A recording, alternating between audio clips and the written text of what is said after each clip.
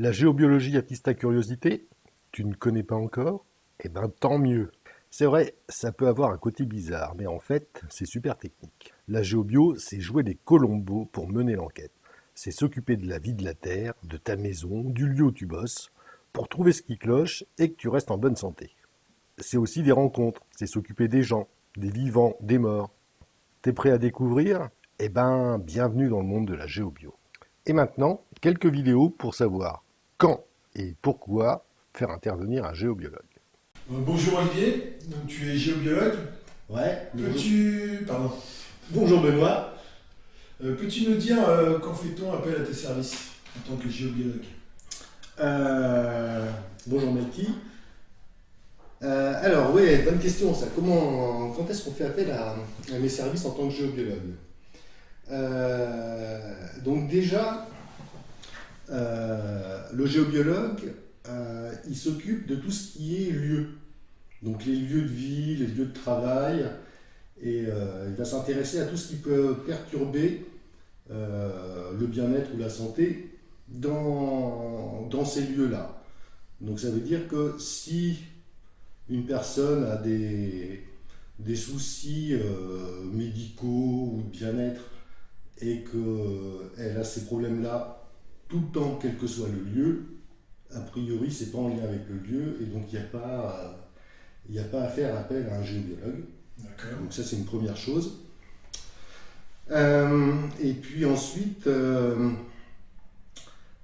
justement, à contrario, si ça s'améliore, si les troubles ou les perturbations s'améliorent quand on change d'environnement, donc là, il y a un fort potentiel d'indication pour dire que les problématiques viennent du lieu. Et donc là, il est pertinent de faire venir un géobiologue.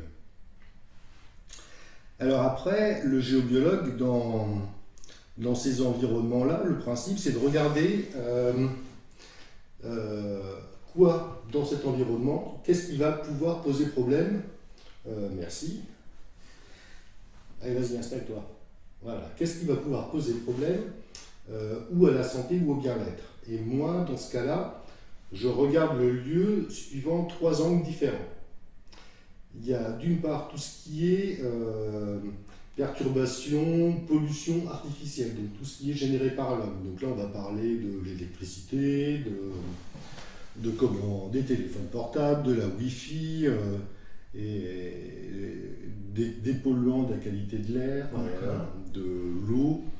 Et donc là, on est dans un domaine technique, plus scientifique, avec de la mesure de niveau d'exposition et comparaison à des recommandations de géobiologie ou autres d'ailleurs, parce que ce n'est pas les géobiologues qui définissent directement les seuils de préconisation.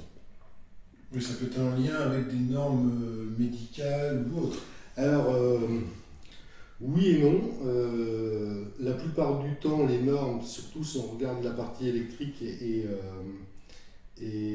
tout ce qui est hyperfréquence, électrosmog, les normes qu'on a dans ces secteurs-là sont souvent des normes de sécurité et pas des normes de santé. D'accord. Donc il faut bien dissocier la sécurité et le bien-être de la personne. Voilà. Donc il y a des évolutions, il y a des personnes qui travaillent vraiment pour regarder les impacts sur la santé à long terme, mais la plupart du temps, les normes sont plutôt des normes de sécurité, donc avec des impacts instantanés ou à très court terme. Ouais. D'autant plus que les personnes peuvent avoir un ressenti différent par rapport à ça. Oui. Alors en plus, effectivement, chaque personne n'a pas le même ressenti ou les mêmes troubles par rapport aux pollutions artificielles. Et c'est aussi lié à l'âge et à quel niveau d'exposition on a pu être confronté pendant toute sa vie. D'accord. Donc là, on va pouvoir le redétailler, juste pour refaire un petit tableau large des contextes. Ouais. Donc là, on est sur la partie plus pollution d'origine artificielle, donc créée par l'homme. Après, il y a un deuxième angle pour regarder l'environnement, c'est toutes les perturbations d'origine naturelle. Donc là, on est plus sur les anciens métiers de sourcier. C'est de D'accord. regarder où passent les vendos sur le terrain et les différentes failles géologiques, les réseaux qui participent au champ magnétique terrestre, de regarder où sont positionnées l'ensemble de ces perturbations pour faire en sorte de ne pas rester de façon prolongée sur des zones qui sont perturbées comme ça. D'accord. Donc voilà, donc ça c'est les sourciers qui venaient au 18e, 19e siècle pour expliquer où il fallait construire les maisons. Ce qu'on ne fait plus beaucoup maintenant, qu'on commence tout doucement à refaire, mais qui était une pratique courante et voire systématique. Le métier de géobiologue n'est pas récent alors. Ah, le métier de géobiologue n'est pas récent du tout. Il date en fait de la sédentarisation de l'homme. Donc c'est un peu vieux, sauf que ça ne s'appelait pas géobiologue, c'était les chamans, les druides et autres qui avaient cette fonction. Et à l'époque, il n'y avait pas de pollution d'origine artificielle comme on peut l'avoir aujourd'hui. Donc voilà, donc ça c'est le deuxième axe pour regarder les lieux et les environnements. Et le troisième axe, là, on est plus dans quelque chose de purement énergétique, ce que moi j'appelle le monde du subtil. Donc là, c'est la mémoire des lieux, les amérantes ou les fantômes.